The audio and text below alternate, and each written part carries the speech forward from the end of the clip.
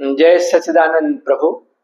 आज का जो विषय है काफी मार्मिक भी है कि क्या हम अपनी मृत्यु की तैयारी किए हैं, करते हैं। तो बहुत बड़ा अटपटा लगेगा। लोग बोलेगा ये कौन सी प्रश्न है, ये क्या बेतुका बात लगती है कि भाई मृत्यु की भी तैयारी। हाँ, गीता में तो बोला गया है कि जातस्य ही ध्रुवम मृत्यु, जिनका जन्म हुआ है मृत्यु निश्चित है, अवश्य है। लेकिन इस चीज पर हम मृत्यु के बारे में तो बात करते ही नहीं है। हम तो आर्ट ऑफ लिविंग की ही बात करते हैं, आर्ट ऑफ डाइंग की बात ही नहीं करते हैं। सो ये बड़ा अटपटा लगता है लोगों को। बोलेंगे यू भाई ये क्या आप बात कर रहे हो मृत्यु की, हम तो जीने आए हैं, शुभ शुभ बात करो, ऐसी क्यों आप बात कर रहे हो, ये तो अच्छा नहीं है बात। लेकिन आपके किसी चीज को नकारने से वो मिथ्या तो नहीं होगी, मृत्यु तो सत्य है। तो प्रभु हमको होशपूर्वक जीना पड़ेगा, क्योंकि जो हमारी ये भी मालूम है कि जो हमारे अंतिम विचार रहते हैं, जिस समय हम शरीर त्याग करते हैं, वही अंतिम विचार जो है हमारे अगले जन्म का, हमारे अगले अवतार का कारण होता है। उसी के अनुसार हमारी अगली जीवन मिलती है। तो हम क्यों नहीं मृत्यु की तैयारी करें? क्योंकि अगर पूरी जीवन भर आपने सदकर्म नहीं, सुकृत नहीं किए, परमात्मा का चिंतन नहीं किए, तो अंतिम समय में परमात्मा याद नहीं आएंगे। आपको मोह जनित ही सब व्यक्ति और वस्तुएं याद आएंगी। सो प्रभु उसके लिए अभ्यास करनी पड़ती है। हमारे शास्त्रों में लिखा है ये भी कि जो अंतिम समय में जो आएगा, ओम जाप करेंगे या कुछ कीजिए तो उसका है फल तो है, काफी अच्छा फल है। लेकिन क्या वो अंतिम समय में याद रहेगी? नहीं रहेगी, क्योंकि हमने ने तो उस चीज का कभी अभ्यास ही नहीं किया। हम तो केवल अपने गृहस्थी में फंसे रहे। पहले के जीवन में बहुत बढ़िया व्यवस्था थी, 4 आश्रम हुआ करते थे। सो 4 आश्रम जो थे वो याद दिलाते रहती थी कि हम अभी कौन से आश्रम में जी रहे और अगला हमारा आश्रम क्या होगा। जैसे कि ब्रह्मचर्य आश्रम पहला था, वो 100 साल की जीवन होती थी। उसमें 4 भागों में बांटा जाता था, 25-25-25 साल। पहला 25 साल जो रहता था वो ब्रह्मचर्य आश्रम रहता था। दूसरा जो अगला 25 साल जो रहती थी वो गृहस्थ आश्रम। नेक्स्ट जो है 25 साल वो वानप्रस्थ, और अंतिम 25 साल जो रहती थी वो संन्यास आश्रम। तो एक व्यवस्था थी कि हमें सोचने पर बाध्य करता था कि भाई आप अपने अगले पड़ाव जो मृत्यु है उसका भी प्लान करें। लेकिन हम आजकल तो चर्चा ही नहीं करते हैं कि हम तो आंख बंद कर लेंगे कि भाई ये सब बात मत करो। लेकिन शाश्वत शाश्वत ही रहता है, क्योंकि जैसे एक ही सिक्के के 2 पहलू हैं, मृत्यु और जन्म है। जो उपजई विनशई सोई, जिनका जो उत्पन्न हुआ है उसका विनाश भी शाश्वत है। सो ये प्रभु जो थी पहले की व्यवस्था बहुत सुंदर थी। गृहस्थ आश्रम और के बाद वानप्रस्थ आ जाते थे और संन्यास आश्रम आ जाते थे, जो हमेशा हमें अग्रसर होने के लिए याद दिलाती थी, सुकृत करने के लिए, स्वाध्याय करने के लिए, अपने मोक्ष के तरफ जाने के लिए भी रहती थी। क्योंकि ये जो हमारा जो है घर, ये तो ट्रांजिट एकोमोडेशन है, ट्रांजिट एकोमोडेशन फैसिलिटी टाइप है, गेस्ट हाउस है। हम डिप्यूटेशन पर आए हैं यहाँ, जैसे यहाँ का कार्य हुआ हमें विदा लेना पड़ेगा। लेकिन हम तो इसी को शाश्वत समझ बैठे हैं और फिर न हम स्वाध्याय करते हैं न कुछ करेंगे, हम तो गृहस्थ आश्रम में लगे हुए।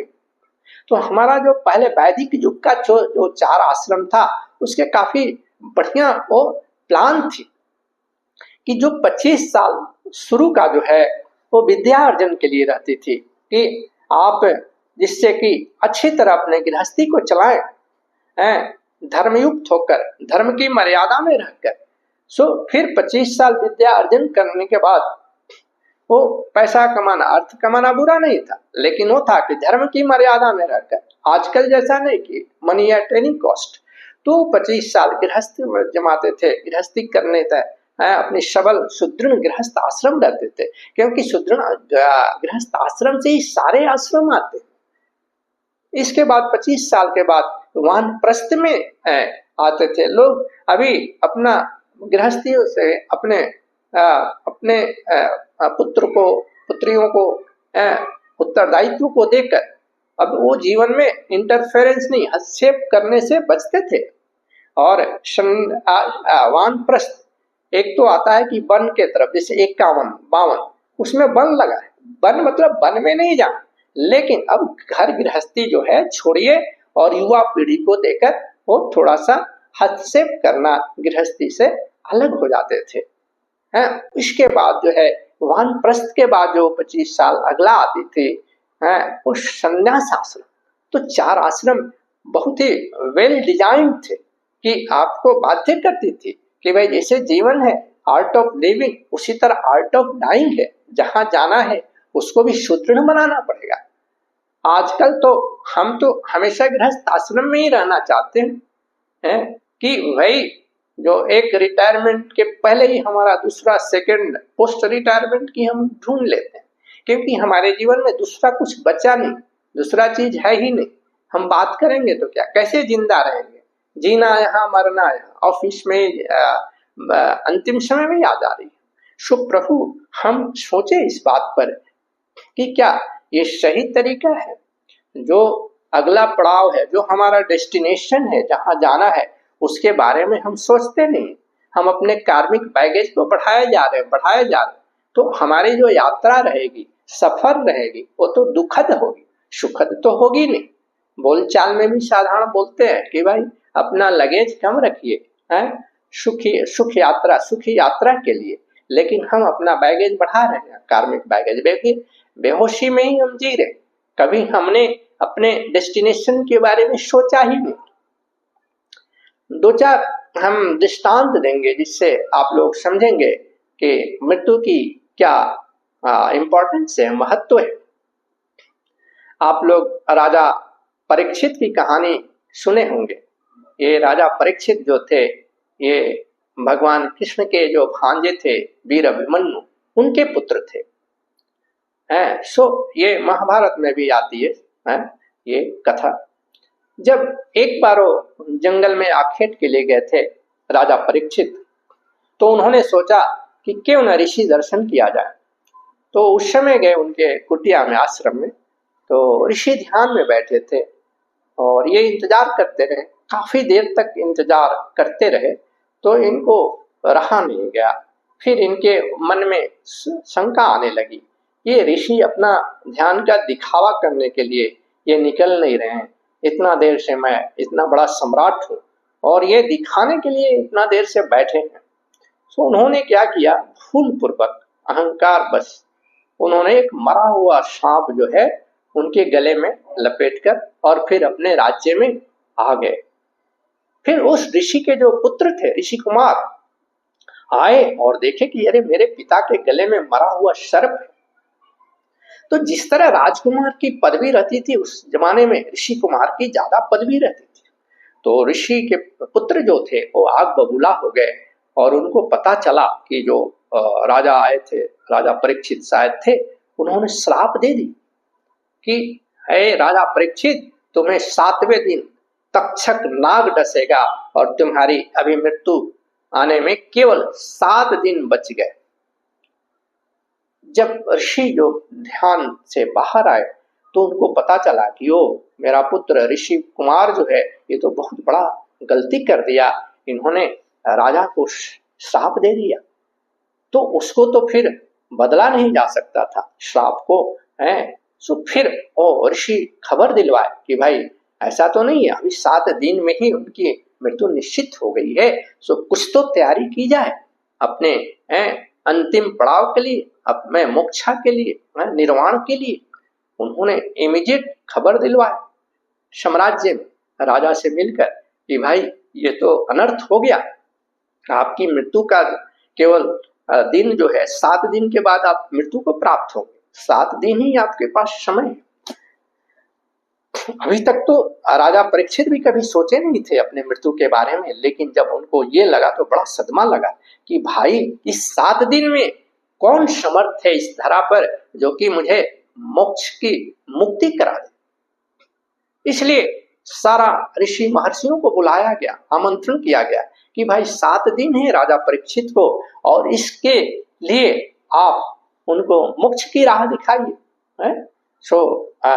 अमरत्व को कैसे दिलाया जाए राजा परीक्षित को, उसमें सब बड़े बड़े ऋषि ऋषि पराशर ऋषि, वेद व्यास जी, उनके पुत्र जो है युवा थे, अवधूत ऋषि जो थे वो वैराग्य शिरोमणि सुखदेव जी महाराज भी थे।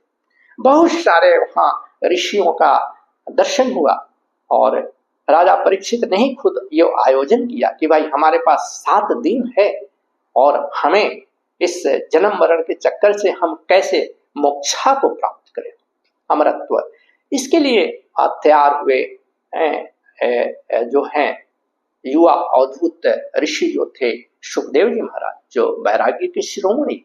ठीक है, मैं कथामृत से राजा परीक्षित को उनको अमरत्व को दिला दूंगा। इसके बाद जो पता चला और इन्होंने वीणा उठाया और वही कार्य किया। देवता लोग भी आए कि भाई परीक्षित को अमरत्व तो दे दो ना, हमारे पास है कथामृत, हमें दे दो। क्योंकि देवता लोग जो हैं अमरत्व तो प्राप्त कर लिए, लेकिन अभयत्व नहीं, भय युक्त है, भय से रहित नहीं।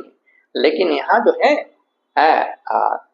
ये परीक्षित को कथामृत से अमरत्व अभयता के साथ, अभयत्व के साथ मिलने वाला था। ठीक है, उन्होंने वो तो नहीं सुनी देवताओं की, इन्होंने परीक्षित को अमरत्व के साथ साथ अभयत्व भी दी। क्योंकि देवता लोग तो सशंकित रहते हैं कि हमारे कहीं ये स्वर्ग चला न जाए हाथ से, ये भोग जो है ऐश्वर्य हमसे छीन न लिया जाए, भय में जीते रहते। तो ये जो है देखिए कैसे राजा परीक्षित ने अपने अंतिम 7 दिन को कैसे सदुपयोग किया है।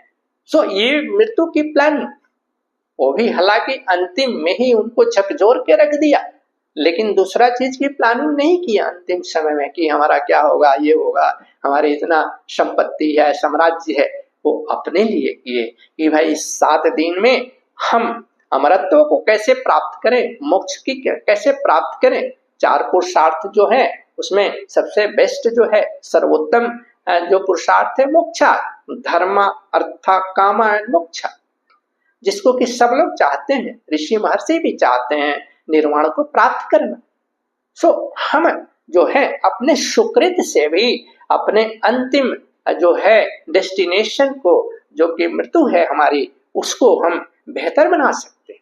इसके बारे में हमें चिंतन करना पड़ेगा।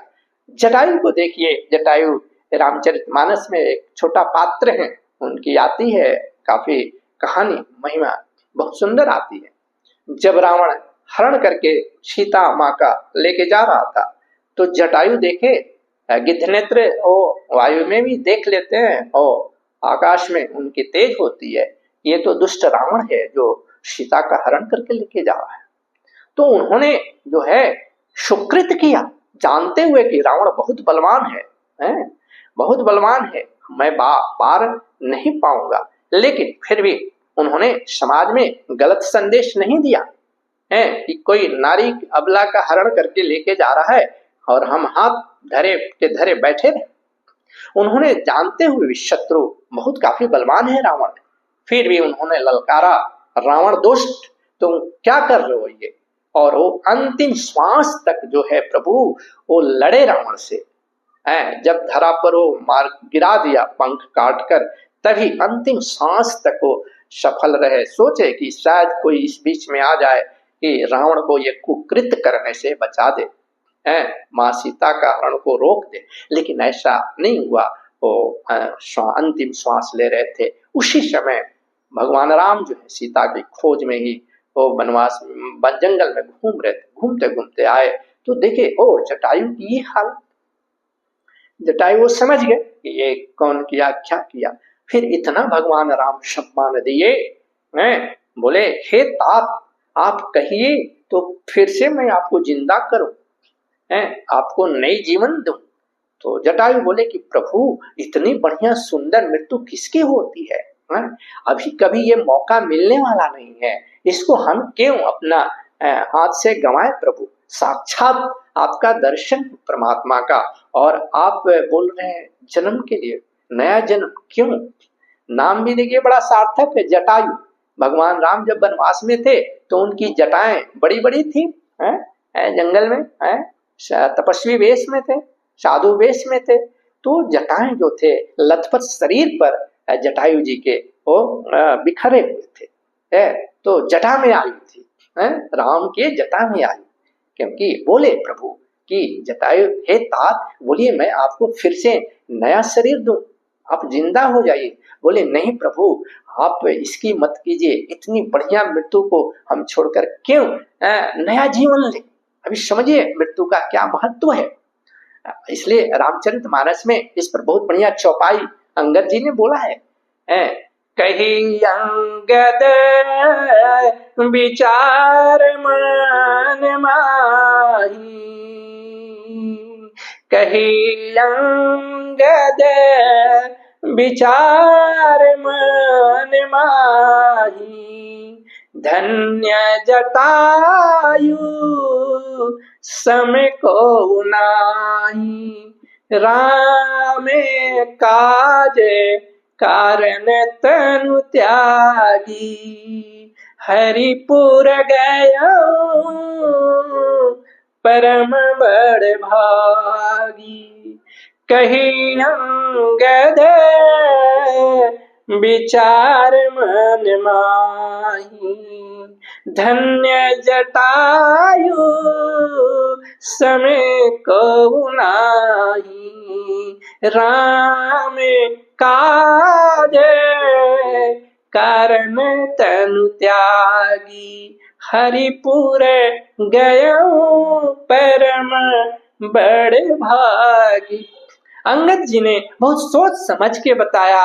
अंगद जी बल बुद्धि में हनुमान जी के सरीखे थे, उन्होंने बहुत सोच समझ के कि हे जटायु की याद किए कि कितने धन्य हैं जटायु, इतना परम बड़ भागी। एक छोटा पात्र रामचरित के मानस में ये परम बड़ भागी बोला गया, क्यों कि ये जो शरीर का जो त्याग किए वो राम काज के लिए किए, है माँ सीता को बचाने के लिए, है और हरिपुर को गए, है परम धाम में गए अपने सुकृत से।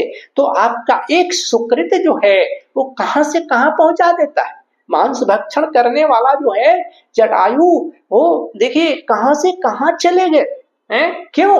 क्योंकि जानते हुए कि जो शत्रु जो है वो गलत कर रहा है, भले ही बलवान है, लेकिन हम हाथ पर हाथ रखे नहीं बैठे रहेंगे। ये मौका सुग्रीव जी को भी मिला था। देखे भगवान राम से मिलने के बाद खुद सुग्रीव जी बोले, हाँ मुझे एक चिल्लाती हुई अबला नारी की आवाज आई है तो जो है और ये आभूषण को गिराई, लेकिन मैं एक्शन तो नहीं, विचार करते रहा। हम लोग ऐसे ही विचार करते हैं, एक्शन में नहीं आते। लेकिन जटायु जो हैं उनको तो कुछ गिरा भी नहीं, आभूषण कुछ नहीं, लेकिन उन्होंने एक्शन में आए। तो सुग्रीव जी हाथ पर हाथ धरे बैठे रह गए। उतनी अच्छी सुकृत उनकी नहीं थी, लेकिन जटायु की देखिए कितने सुकृत है, कितने अच्छे कर्म है कि इतनी बढ़िया मृत्यु मिली। तो एक सुग्रीव जी को भी देखिए एक्शन नहीं हुआ, इनएक्शन।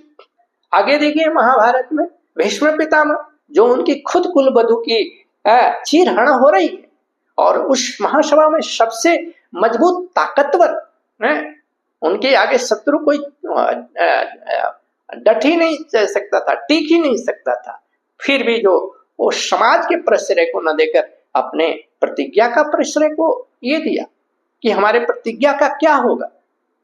क्योंकि उनकी प्रतिज्ञा थी कि भले ही कितना भी दुष्ट हो, अगर हस्तिनापुर की गद्दी पर बैठा है तो उसमें मैं अपने पिता का स्वरूप देखूंगा। सो देखिए कितना जटायु जो है एक सुकृत कर्म से अपने मृत्यु की तैयारी कि साक्षात परमात्मा उनको दर्शन दिए। भीष्म पितामह को भी आए, कृष्ण भगवान ने दिए दर्शन 18 दिन के बाद, युद्ध खत्म होने के बाद। सो प्रभु हम तैयारी करना चाहिए, क्योंकि हम तो उधर देखना ही नहीं चाहते हैं। शाश्वत सत्य है भाई, उससे कोई बच नहीं सकता।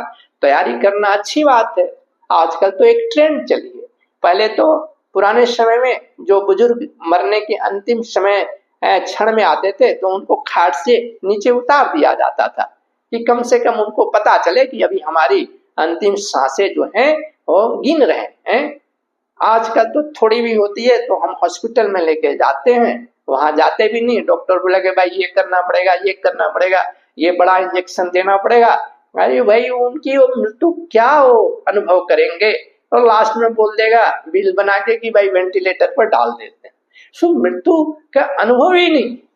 सो प्रभु हम अभी अपने जीवित अवस्था में होशो हवास में अपने मृत्यु का भी हम प्लान कर सकते हैं, उसके बारे में हम अपने सुकृत कर्मों से परमात्मा का भजन भाव करें कि अंतिम समय में भी परमात्मा की याद आए। नहीं तो हम पूरी जीवन गृहस्थ आश्रम में ही लगे रहेंगे, तो हम वानप्रस्थ और संन्यास आश्रम में क्या जाएंगे, नहीं जाएंगे।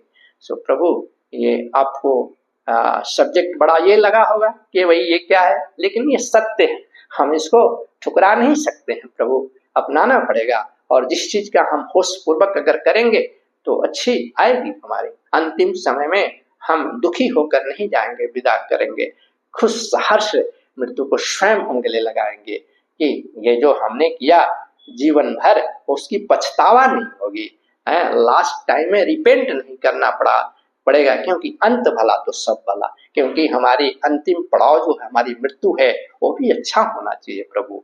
सो अब मैं इसी वाणी के साथ अब विराम दूंगा, और जो मेरा अंतिम समय है प्रभु, अंतिम स्लोगन जो होता है प्रभु, अब हम अपने जीवन में ध्यान और शाकाहार जगत अपनाएं, धरती को स्वर्ग बनाए, धरती को स्वर्ग बनाए। और इसे जो हमारे channel spiritual scientist Kumar channel के जो कंटेंट अगर आपको अच्छा लगता है कि आपके साधना पथ में मदद कर सकती है, मददगार हो सकती है, तो चैनल को आप सब्सक्राइब और लाइक कर सकते हैं प्रभु। जय सच्चिदानंद, जय सच्चिदानंद।